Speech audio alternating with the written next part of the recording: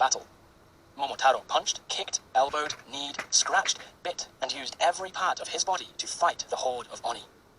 As the hours went by, the battlefield was starting to become nothing more than a graveyard for the Oni. Their numbers were dwindling, while the four great heroes remained alive, wounded and tired, but alive. Even so, the battle raged for too long. The Oni had defeated armies of samurai before due to the sheer number of them alone. From atop Castle Oni, the Oni king watched the battle with patience. He knew that it would only be a matter of time before the four invaders had lost their will to fight. Then, they would be eaten alive. More hours passed by. By then, there were only 50 Oni left, but the four heroes of Japan were miffed and exasperated. "Momotaro," the pheasant began, "we can't do this much longer. Do not lose heart. We have slain so many. Their numbers are low. We can finish this." "The pheasant is right, Momotaro," the dog said. "We must finish this soon, or else all we have fought for will be for naught." "Do not lose heart," Momotaro repeated. "Momotaro," the monkey begged his attention. "I have a plan. Do you see that Oni atop the castle?" Momotaro gazed up and saw what the monkey was referring to. "Is that their king?" Momotaro asked. "I assume so," the monkey said. "He is wearing a crown and all. Forget that, though. If he is defeated, perhaps the rest of the Oni will, as you say, lose heart and flee."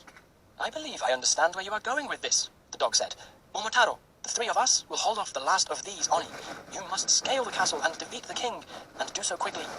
Momotaro charged onward as his brave friends fought off the Oni and cleared a path for him to the castle. Momotaro then leaped up and grabbed onto the castle walls and started to scale the structure as if he was more of a spider than a boy. When he reached the top, the Oni king tried to smash him with a mallet, but Momotaro dodged. He saw an opening and punched the Oni king in the gut, but it did nothing except break Momotaro's hand. The king was far more powerful than the rest of the Oni. Momotaro did not know what to do except dodge and evade the large mallet that kept being swung at him. "Momotaro's in trouble," the dog said after he ripped the jugular out of an Oni's throat. "I will do what I can.